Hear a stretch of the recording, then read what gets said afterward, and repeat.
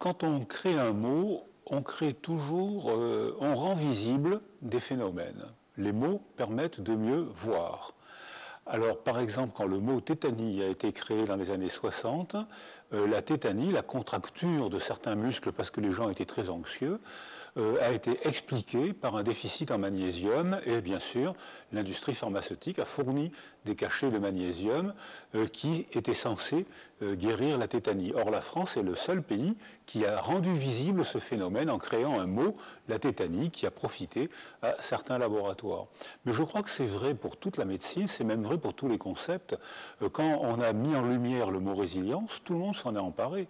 Même ceux qui n'avaient rien lu sur la résilience, tout le monde s'en est emparé.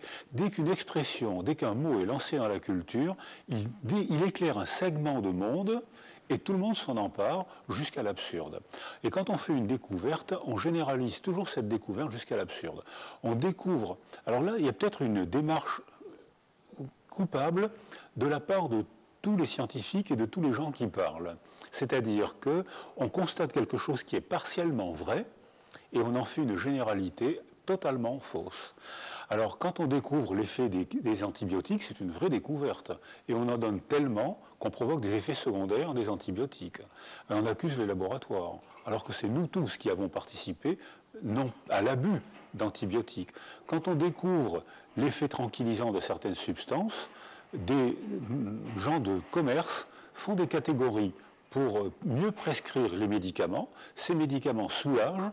On fait toute une théorie qui permet de nous faire croire que l'explication de l'âme et de la souffrance humaine s'explique par la modification de certaines molécules. Et ça, on le fait toujours. Et on le fait pour les psychothérapies aussi. C'est-à-dire, on constate que la psychothérapie est un phénomène tellement indispensable dans la condition humaine, parler, s'exprimer, vivre avec. C'est un phénomène tellement indispensable qu'on en fait une généralisation abusive où tout le monde maintenant se dit psychothérapeute. Donc c'est un phénomène qui caractérise le DSM, mais qui caractérise probablement même toutes les découvertes, peut-être même y compris les découvertes scientifiques.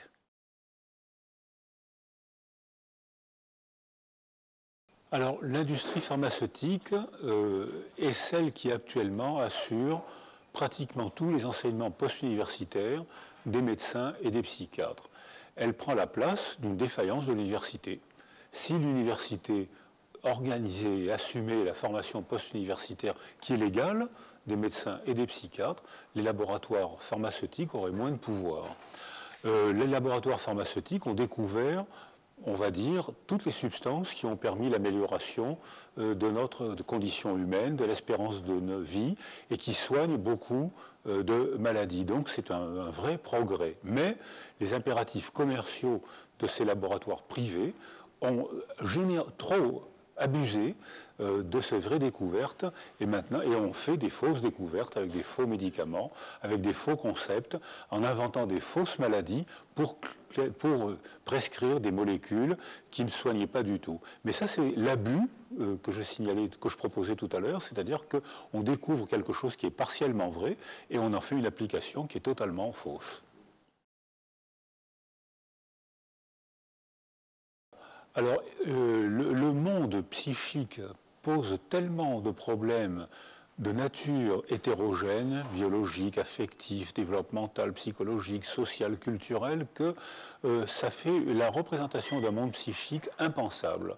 Donc, si ça n'est pas pensable, on est anxieux, on est confus, on ne peut pas donner forme au monde, on ne sait pas comment s'y comporter, affronter, fuir, chercher à comprendre. Donc, dès l'instant où on nomme les choses, on structure le monde. Donc, ça nous aide à comprendre, et puis aussi, ça peut nous aider à nous aveugler, c'est qu'on peut nommer des choses qui n'existent pas.